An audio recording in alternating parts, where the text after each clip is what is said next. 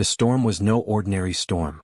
It howled through the mountain passes like a choir of old spirits, each gust rattling the pine branches and shaking loose the brittle weight of ice. Snow swirled so thick it blurred the world to white, swallowing every path, every sign of life. Against that blizzard, a lone man trudged with slow, deliberate steps, his fur-lined coat clinging to him like armor. Jedediah Crow, Jed to the rare few who dared to know him, moved as though he had been carved from the very ridges around him, his frame broad, his beard stiff with frost, his eyes deep-set and watchful. He was 30 years of age but worn down by twice as many winters, a man who had lived more with silence than with voices. That evening, as the storm pressed hardest, he had spoken aloud to the emptiness, words that startled him even as they left his lips.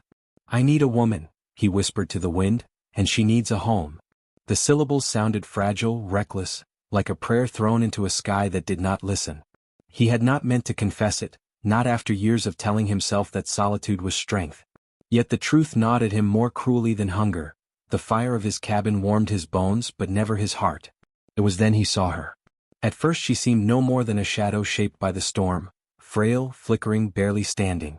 But the closer she came, the more her form grew clear.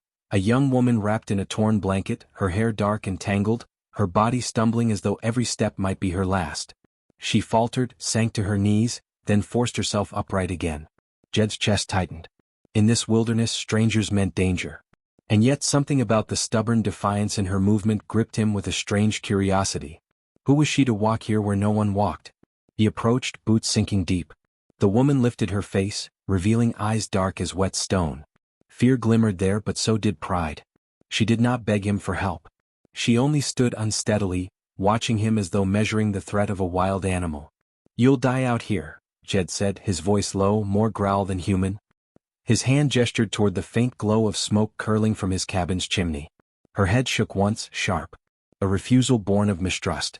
Between her people and men like him, too much blood had been spilled, too many promises broken. She had learned not to trust an outstretched hand. Yet the storm was merciless and her legs betrayed her. She swayed, collapsed again, and this time did not rise. Jed caught her before the snow could take her. She struggled weakly, but her strength had gone. He carried her inside, where the warmth of the fire met them like a sudden embrace. He laid her gently on a bed of pelts near the hearth. She turned her face away, jaw set tight, as though refusing even now to show weakness. Jed did not touch her again. He only slid a wooden bowl of venison stew toward her. The scent filled the cabin, rich and steady. At last, hunger bent her pride. She reached for the spoon with trembling fingers, eating slowly, her eyes never leaving the flames. When the bowl was nearly empty, her lips parted. A single word came forth, soft as falling snow. "Ayanna." Jed nodded once. "Jed." No more was said. Words were fragile things between strangers. Silence kept them company through that night, the silence of fire crackling, wind sighing, and two wounded souls measuring the space between them. At dawn the storm's rage had eased. Pale light bled through the cracks of the shutters. Ayanna rose unsteadily, still wrapped in her threadbare blanket. She walked to the door, her gaze fixed on the mountains as if freedom waited just beyond the ridges. Jed sat at the table, every muscle taut, waiting for the sound of the latch. She placed her hand on it but paused. Her eyes flickered toward the fire, then toward him. He did not speak.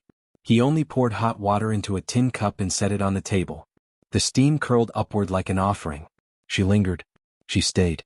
Days slid into each other, measured not by clocks but by firewood stacked, snares checked, stew stirred.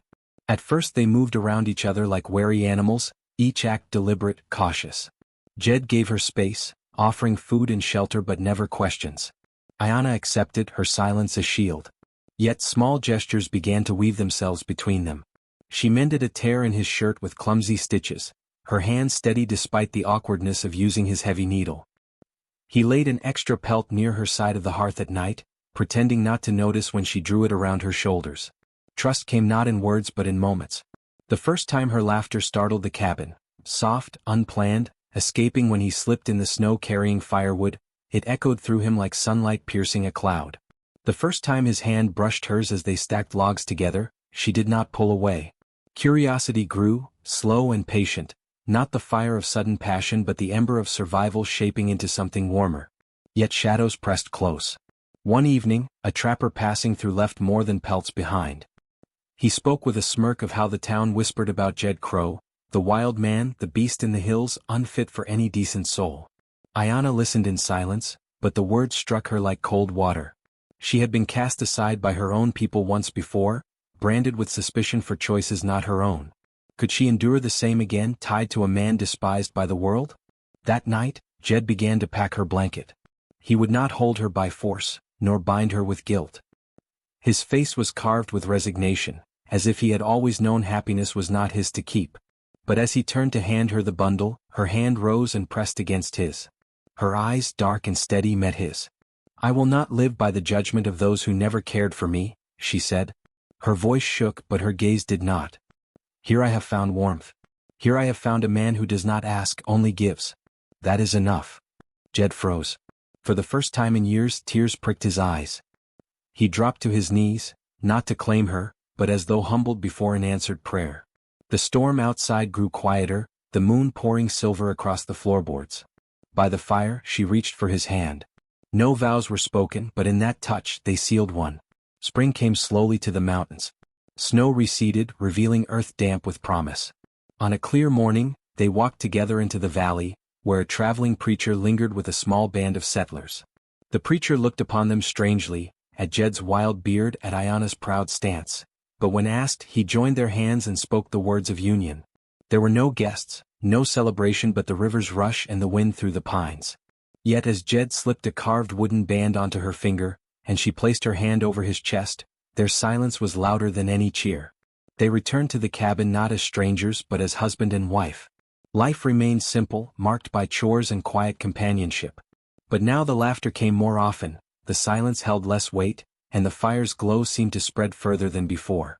Years later, those who passed through the valley sometimes spoke of the mountain man and the native beauty who had chosen each other against all odds. Some judged, some whispered, but most only wondered at the rare glow of contentment in their eyes. And if you, traveler, ever find yourself wandering through snow that blinds and silence that weighs heavy, remember their story. Love is not always born in grand halls or under approving eyes. Sometimes it rises from hunger and cold, from rejection and solitude, from two souls daring to say yes when the world tells them no.